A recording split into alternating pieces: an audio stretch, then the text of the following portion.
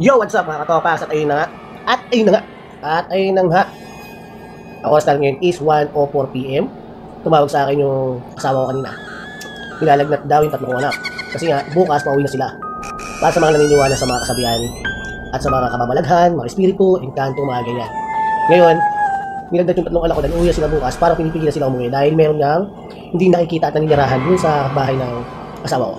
Yun na, sa kwarto. Ganun. Parang pinipigilan. Ganun. Parang ayaw pa sila pauwi. Kaya, magpapatawas tayo ngayon. After nito ko, keep sa duty ko dito, 2 PM, magpapatawas tayo, samahan nyo.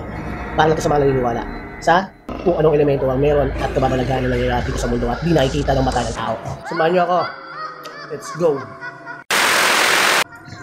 At ayun na mga ka-talkbox, ito nga po pala si nanay, yung magtatawas. Unang salang pala sa panganay ko na lalaki. Yan, tinatawas niya na po.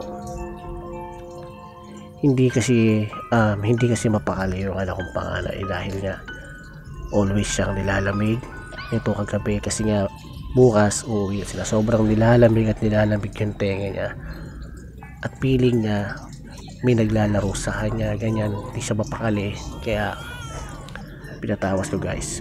Panoorin niyo itong video to kung ano yung lalabas dyan sa tawas ni nanay sa panganay kong anak.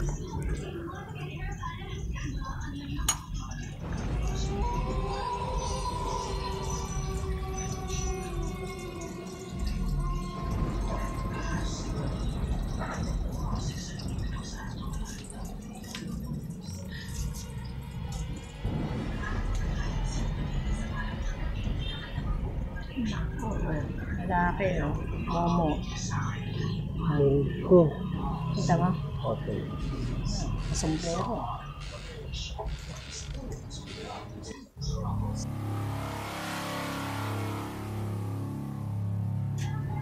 At ito na mga ka-talkbox, pangalawang salang na tayo para sa pangalawa kong anak.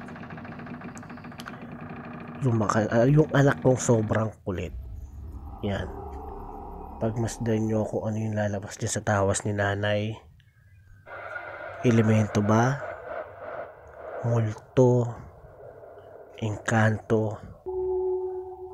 Or sadyang makukuha kung ano yung mangyayari sa sakit niya in the future sa mga kinakain niya. Let's go guys, dyan lang kayo at panoorin niyo itong video to hanggang matapos.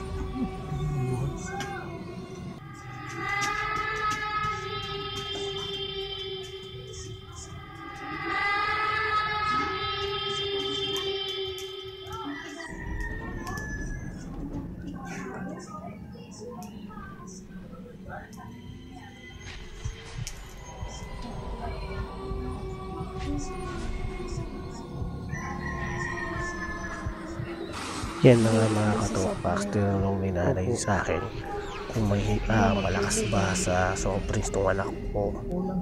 Dahil tingnan nyo kung ano man yung lalabas niya sa tawas na yan. Pero sobra. Pagmasdan nyo, yan, napapansin nyo ba kung ano yung tsura niyan? At bakit niya natanong sa akin kung malakas sa guys?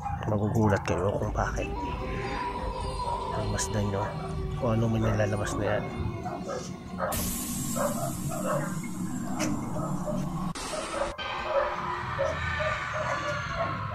Yan. Kailangan mo at baka mamaya UTI biglang pupunta na yan sa bato. Kaya agapan. Tubig ang kailangan. At mga ka-talkbox, ito na pala yung pangatlo. Hindi ko na siya na-videoan. Ito yung lumabas sa tawas ni nanay sa bunso kong anak. Ayan. Ano daw po yan? Duwende. Duwende na naglalaro sa anak kong bunso. Yan, nilalaro daw yung anak ko dahil nga daw baby pa, napagkakatuwaan. Kaya ganun na lang yung gusto siyang laruin, kulitin sa madaling araw at gabi. Dito na tayo guys. Magpasensya na lang kung walang video yan. Let's go. At ayun na nga mga ka-talkbox, tapos na tayo magpatawas. Solid. Yung pangalay ko nakita na magtatawas is matanda na may sobrelo. Tapos yung pangalawa ko naman internal yung sa kidney. walang naglalaro sa pangalawa ko, sakitin niya. Kailangan niya ng maraming tubig. Papunta na daw doon. Pangalawa ko naman, duwende. Solid. Kitang-kita yung mukha. Kaya let's go. Dito na magtatapos yung video natin. Sana sa mga nanonood at viewers natin, papalo tayo. Passport naman tayo. Let's go. Peace out. KCY TV, yo!